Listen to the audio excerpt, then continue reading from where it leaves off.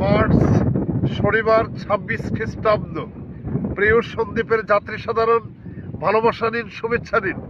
Present সোনালী সন্দ্বীপ, সন্দ্বীপ দর্পণ, Jamuna television. আমি সন্দ্বীপের জনগণের খেদমতে স্থানীয় সাংবাদিক চারুমিল্লাত বলছি। দনে যদি হইতাম রে দনি, যাইতাম তোমার মদিনা।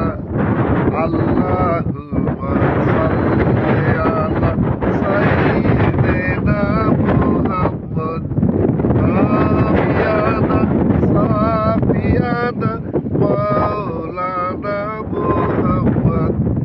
আল্লাহুম্মা সাল্লি আলা সাইয়্যিদিনা মুহাম্মদ।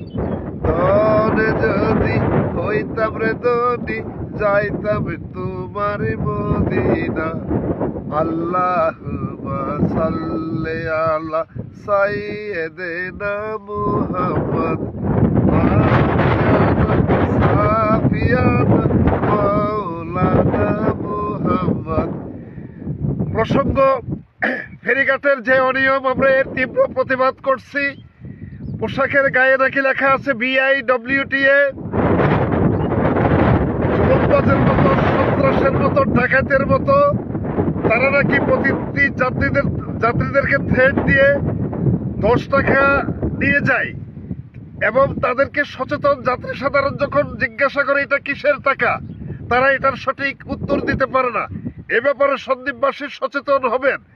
উল্লেখ্য, আমি ফেরির কর্তৃপক্ষকে আবারও অনুরোধ করছি, বিশেষ করে কাঁচামাল, কলা, পেঁয়াজ ইত্যাদি থাকতে পারে এটি এবং যাত্রী সাধারণের গাড়ি, এবং 1 নাম্বার হচ্ছে যে আপনার যারা বাস যুগে সন্দ্বীপ আগমন করেন, এদেরকে ফার্স্ট প্রায়োরিটি দিতে হবে। এই ব্যাপারে অন্য কোনো কথা, জিরো টলারেন্স। এই বিষয়ে ফুরকান উদ্দিন রিজভী, বিএনপি নেতা, মুসাপুর ইউনিয়নের কৃতি সন্তান, সন্দ্বীপ এক্সপ্রেসের চেয়ারম্যান, উনি নিজেই বলেছেন যে এগুলাকে যদি প্রায়োরিটি দেওয়া না হয় তাহলে ভবিষ্যতে এখানে অনেক ধরনের আপনার বিশৃঙ্খল ঘটনা ঘটে যেতে পারে। সুতরাং এখনই শুভবুদ্ধির উদয় হতে হবে এই বিষয়ে, যাতে কোনো বিতর্ক সৃষ্টি না হয়।